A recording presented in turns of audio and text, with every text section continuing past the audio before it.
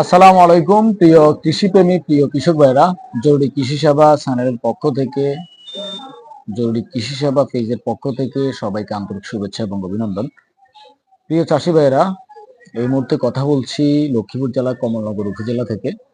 আজকে ধান ফসলের অত্যন্ত গুরুত্বপূর্ণ একটি বিষয় নিয়ে কথা বলবো, ধানের বিপিএস বা কারেন্ট পোকা।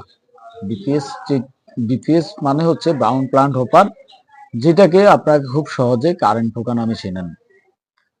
আপনার কারেন্ট পোকার ক্ষতির লক্ষণ, ধরন এবং এটা সহজ প্রতিকার নিয়ে কথা বলবো, এবং কোন টাইমটাতে আপনি কারেন্ট পোকার কীটনাশক ব্যবহার করবেন সঠিক টাইম, সেটি আজকে বলে দিব।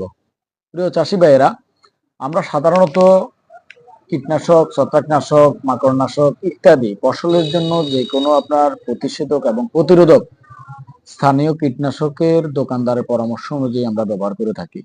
আমরা যতদিন সচেতন না হব ততদিন কৃষিতে আমরা খরচ বাড়বে আমাদের, সেই অনুপাতে আমরা রেজাল্ট পাবো না। আমরা একটু সচেতন হওয়ার চেষ্টা করব, এটা আপনাদের প্রতি আমার উদারত আহ্বান রইল।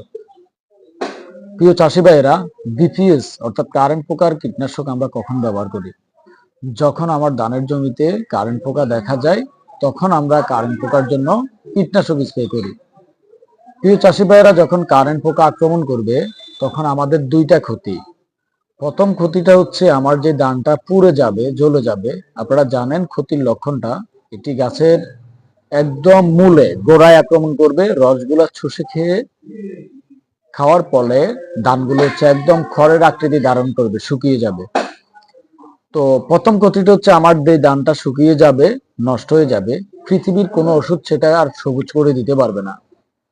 দ্বিতীয় ক্ষতি হচ্ছে আর্থিক ক্ষতি, অর্থাৎ আপনি কারেন্ট পোকার ওষুধ আপনার তখন হচ্ছে আপনার ডোজটা একটু হার্ড না, মানে আপনার বেশি করে দিতে হবে। এবং আপনি যদি প্রথম হচ্ছে আপনার প্রতিরোধক ব্যবহার করতেন, তাহলে আপনার খরচ যদি হইতো 250 টাকা, সেখানে আপনার 350, 700, 500 টাকা পর্যন্ত বিঘা প্রতি খরচ হইতে পারে। প্রিয় চাষি ভাইরা, আমি যেটা বুঝাইতে চেয়েছিলাম, আপনার কারেন্ট পোকা আক্রমণ করলে খরচে বেড়ে যাবে, এবং আপনার যে ধানটা ফলনে ক্ষতি হয়ে গেছে সেটা কোনো রিকভারি হবে না, সেটার ক্ষতিপূরণ কোনোভাবে আপনি পাবেন না।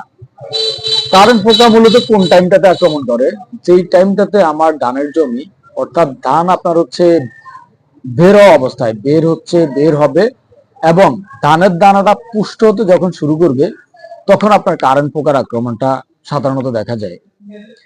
তো ওই টাইমটাতে হচ্ছে ধানের জমিতে আপনি স্প্রে করার মতো যে অবস্থা, সেই অবস্থাতে থাকে না প্রিয় চাষি ভাইরা।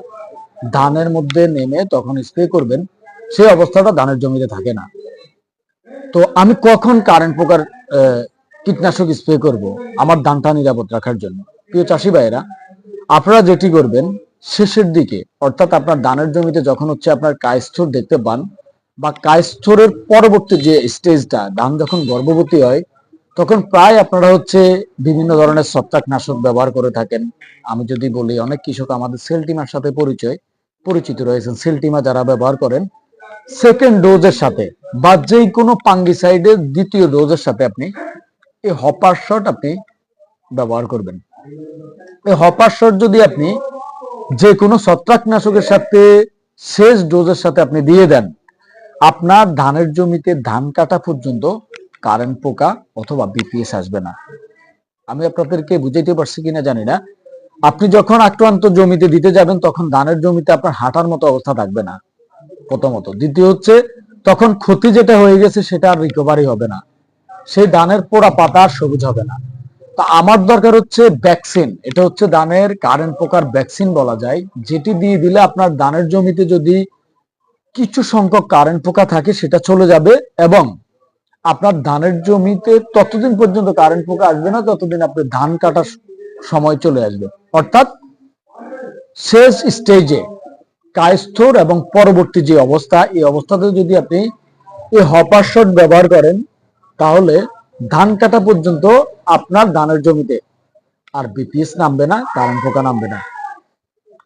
তো আপনার সঠিক টাইমটা অবশ্যই বুঝতে পারছেন। সঠিক টাইমটা হচ্ছে ধানের কায়স্থর পরবর্তী অবস্থা, তখন আপনি এই হপার শট ব্যবহার করবেন। 1 বিঘা জমিতে আপনি 50 গ্রাম ব্যবহার করবেন। এবং আপনার এখানে আরো একটি পণ্য দেখতেছেন, অ্যাস্টাম। এটিও আপনি ব্যবহার করতে পারেন। দুইটাই হচ্ছে আপনার দীর্ঘমেয়াদী সুরক্ষিত রাখবে আপনার ধানের জমি, এবং ইনস্ট্যান্ট যদি আপনার ধানের জমিতে বিপিএস বা কারেন্ট পোকা থাকে সেটা চলে যাবে, এবং দীর্ঘমেয়াদী সুরক্ষিত রাখবে আপনার ধানের জমি। তাহলে প্রিয় চাষি ভাইয়েরা অবশ্যই বুঝতে পারছেন কোন টাইমটাতে আপনি কারেন্ট পোকার কীটনাশক ব্যবহার করবেন, কেন করবেন, এতে আপনার লাভ কি। আশা করি বুঝতে পারছেন। সবাই ভালো থাকবেন, সকলের সুস্বাস্থ্য কামনা করছি। আসসালামু আলাইকুম।